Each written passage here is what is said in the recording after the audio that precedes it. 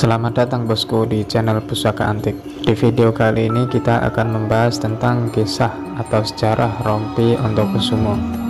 Rompi Ontokusumo adalah pusaka milik Kanjeng Sunan Kalijaga, salah seorang anggota Wali Songo yang namanya sangat terkenal di seluruh penjuru Nusantara.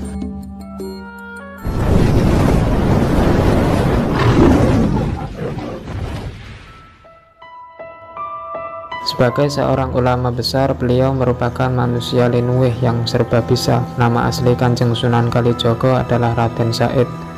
Nama Kalijaga atau Kalijogo artinya orang yang menjaga sungai, karena kebetulan beliau pernah bertapa di tepi sungai.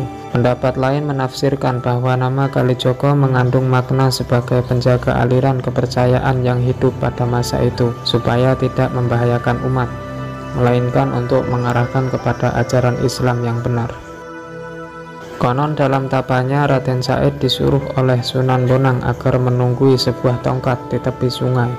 Hal itu juga merupakan simbol bahwa Raden Said mendapat tugas untuk menjaga pegangan hidup dalam arti agama Islam di tanah Jawa pada masa itu, bosku.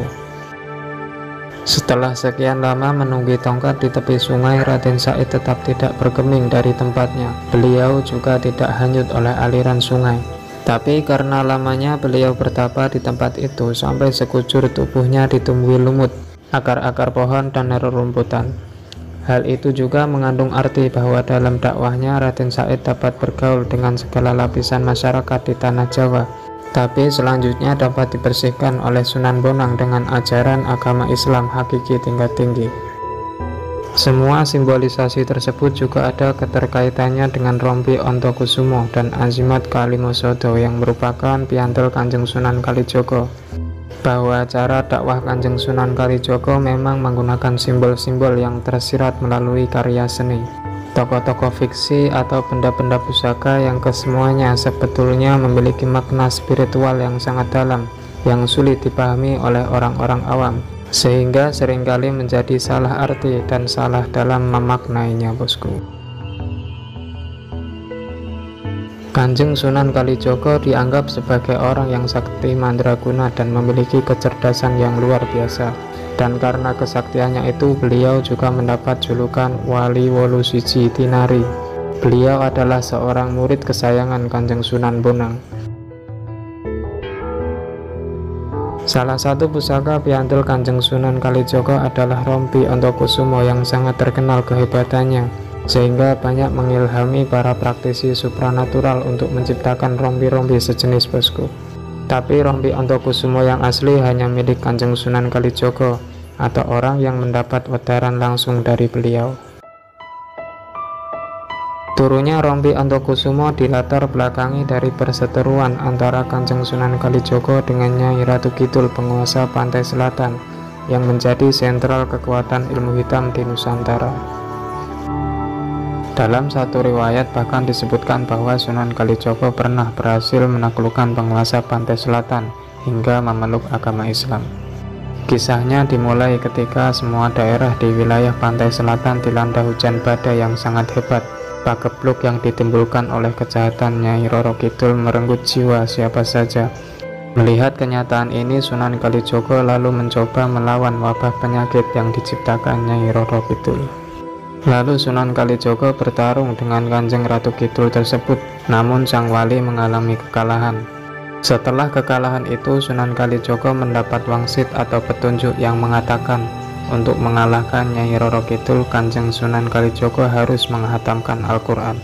Lalu sang Sunan menghatamkan Al-Quran di Masjid Agung Demak dengan disaksikan beberapa anggota Wali Songo lainnya, bosku.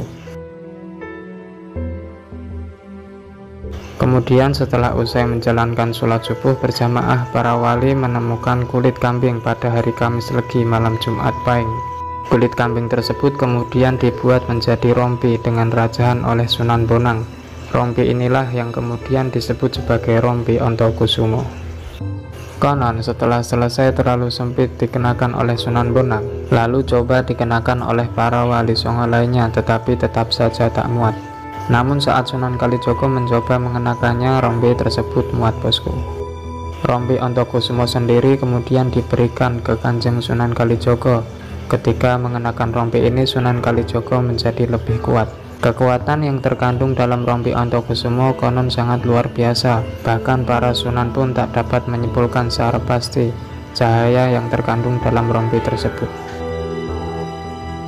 Sejak saat itu Kanjeng Sunan Kalijogo selalu mengenakan rompi sakti itu. Rompi ini pula lah yang menjadi tameng dalam pertempurannya menaklukkan Ratu Pantai Selatan, yaitu Nyai Roro Kidul. Sunan Kalijogo juga memiliki senjata pusaka berupa sebuah keris.